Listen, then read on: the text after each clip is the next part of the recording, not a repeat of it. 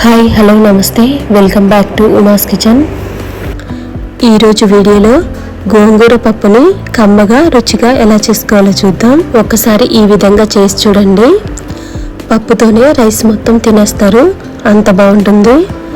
ఇక లేట్ చేయకుండా వీడియోలోకి వెళ్ళి ఎలా తయారు చేసుకోవాలో చూద్దాం. ముందుగా కుక్కర్లోకి 1 కప్పు కందిపప్పు తీసుకోవాలి. ఈ పప్పుని 2 సార్లు శుభ్రంగా కడుక్కొని 1 కప్పు పప్పుకి 2 కప్పుల వాటర్ వేసుకోవాలి. మీకు టైం ఉంటే ఒక అర్ధగంట వరకు పప్పు నానబెట్టుకోండి. ఇలా పప్పుని 1 గంట లేక అర్ధగంట నానబెడితే తొందరగా ఉడికిపోతుంది. అలాగే ఈ పప్పులోకి 1 కట్ట వరకు గోంగూరని ఇలా శుభ్రంగా కడిగి తీసుకున్నాను.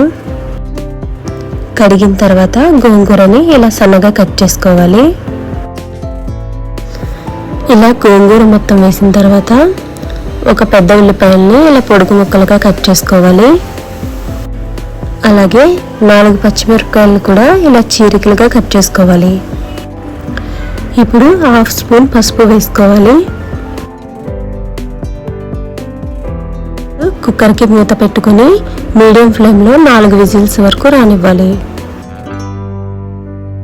గోంగూరలో పులుపు వలన పప్పు సరిగ్గా ఉడకదండి, అందుకే 4 నుండి 5 విజిల్స్ రానివ్వాలి. ఇలా గరిటతో కానీ పప్పు గుత్తితో కానీ పప్పుని మెత్తగా కలుపుకోవాలి.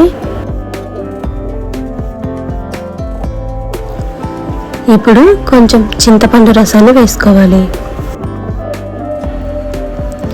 రుచికి తగినంత ఉప్పు వేసుకొని అలాగే 1/2 స్పూన్ కారం కూడా వేసుకోవాలి. పసుపు అయితే ముందే వేసుకున్నాం కాబట్టి ఇప్పుడు వేయలేదండి.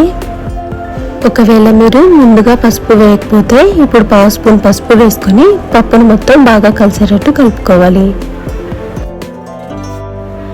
ఇప్పుడు పప్పుకు తాలింపు వేసుకోవడానికి స్టవ్ మీద ప్యాన్ పెట్టుకొని 1 టేబుల్ స్పూన్ ఆయిల్ వేడి చేసుకోవాలి.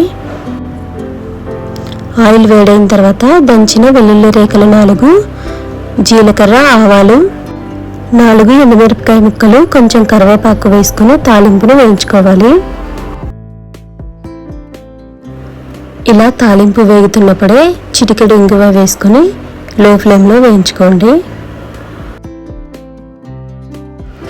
ఇలా తాలింపు వేగిన తర్వాత పప్పులో వేసుకుని బాగా కలిసేటట్టు కలుపుకోవాలి. పుల్లగా ఉన్న గోంగూరకు అయితే చింతపండు రసం ఎక్కువ పట్టదండి. గోంగూరను బట్టి మనం చింతపండు రసాన్ని వేసుకోవాలి.